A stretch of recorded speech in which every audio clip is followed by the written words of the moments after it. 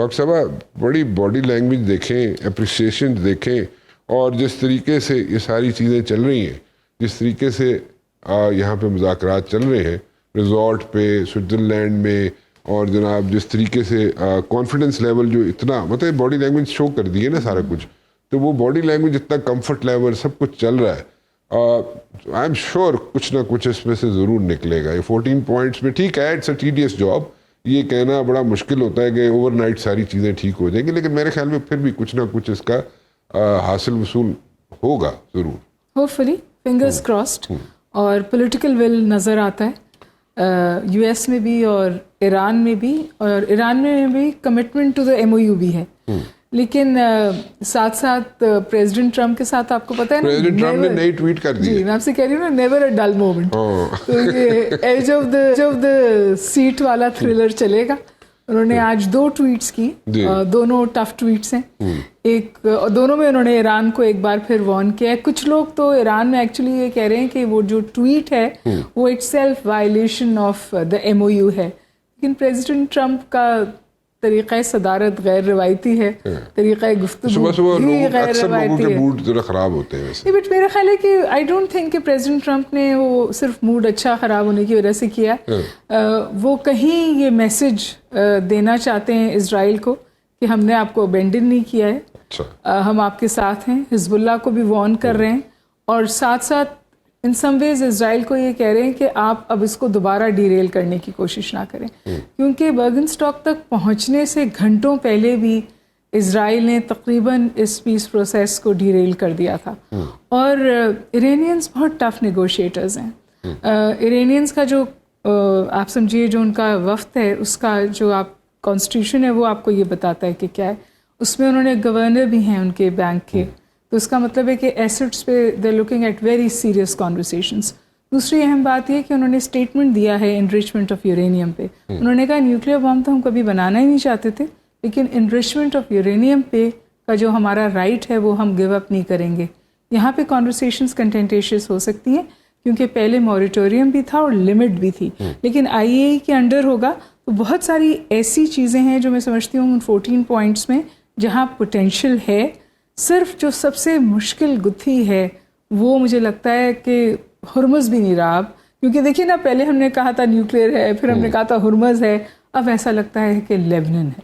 اچھا ٹھیک ہے، سو آئی پرسنلی تھنک کہ پوٹینشیل ہے، کمٹمنٹ ہے، جب اتنے لوگ انڈر ون روف، جیسے آپ نے کہا اپنے انٹرو میں، ایرانینز، امریکنز ایک دوسرے کے ساتھ بٹھا فیس ٹو فیس بیٹھ، پھر پاکستان صدارت کر رہا ہے، یہ بھی بہت میرے خیال بڑی بات ہے۔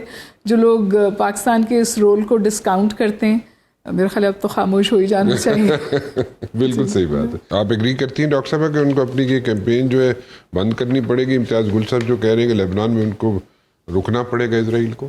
حزب اللہ واحد انٹیٹی ہے جو پش بیک دیتی ہے اسرائیل کو، اور ایسا پش بیک دیتی ہے جو اسرائیل کے لیے تکلیف دہ ہوتا ہے، کیونکہ ایک دفعہ پہلے انہوں نے ان کے سولجرز ہوسٹیج کر لیے تھے، ابھی بھی انہوں نے ان کے 4 سولجرز کو مارا ہے۔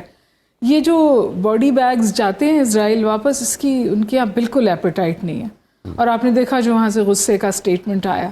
لیکن اس وقت جو کرٹیکل بات ہے، اور اس پہ ویسے ایران انسسٹ نہیں کر رہا، ایران کہہ رہا ہے کہ جنگ بندی کر لیں، جو اس کے 60 ڈائمینشن ہے وہ یہ کہ وہ جو جگہ لیبنن کے اندر خاصا ڈیپ اسرائیل نے آکیپائی کیا ہوا ہے، اگر اسرائیل وہاں سے پیچھے نہیں جاتا تو جو ڈسپلیسمنٹ وہاں پہ تقریباً لاکھوں کے حساب سے ڈسپلیسمنٹ ہوئی ہے لیبنن سے لوگوں کی، وہ واپس نہیں آ سکتے۔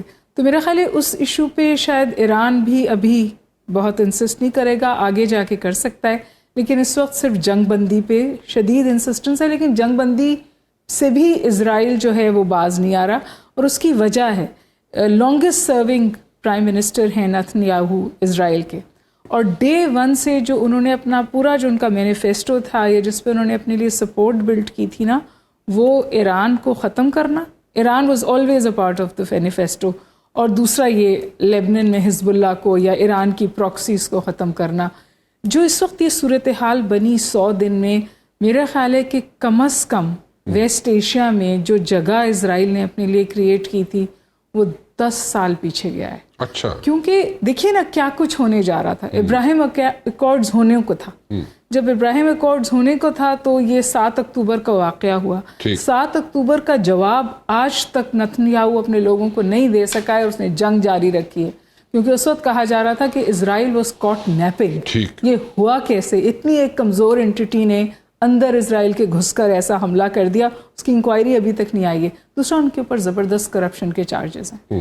ایک دفعہ ٹرمپ نے کوشش بھی کی تھی کہ یہ کرپشن کے چارجز ایبزالو ہو جائیں. اس وقت اگر وہ اگلا الیکشنز نہیں جیتتے، اور مجھے نہیں لگتا کہ وہ الیکشنز جیت پائیں گے، نتنیاہو جیل جائیں گے. اچھا. اور ان کی اہلیہ بھی جیل جائیں گی. دونوں پہ سیریس کرپشن چارجز ہیں. تو بہت ناراض لگ رہے ہو ڈاکٹر صاحب. نہیں میں ناراض نہیں ہوں. یہ گراؤنڈ ریالٹیز ہیں جو ان کے لیے بھی بہت فرسٹریٹنگ ہیں. لیکن یہ جو بات ہے نا کہ کیا اسرائیل امریکہ کا بغل بچہ نہیں رہے گا؟ رہے گا. اچھا. امریکہ کے اندر ایک اتنی بڑی زیونسٹ لابی ہے، بڑی سے زیادہ اتنی طاقتور زیونسٹ لابی ہے. وہ اسٹریٹجیکلی بیک آف کر سکتے ہیں، پاز کر سکتے ہیں، اور جو نقصان ہوا ہے اس پہ دوبارہ کام کرنے کی کوشش کر سکتے ہیں. کیونکہ اسرائیل نے جو سب سے بڑی جنگ جیتی، اور یہ بات سب سے پہلے پریزیڈنٹ ٹرمپ نے کہی تھی، اسرائیل PR جنگ ہار گیا اچھا اور آئسولیٹ ہو گیا. تو وقت لگے گا وہاں واپس جانے میں. کیا امریکہ کی سپورٹ ختم ہو جائے گی؟ نہیں، اس کی ویزیبلٹی کم ہو جائے گی. اچھا.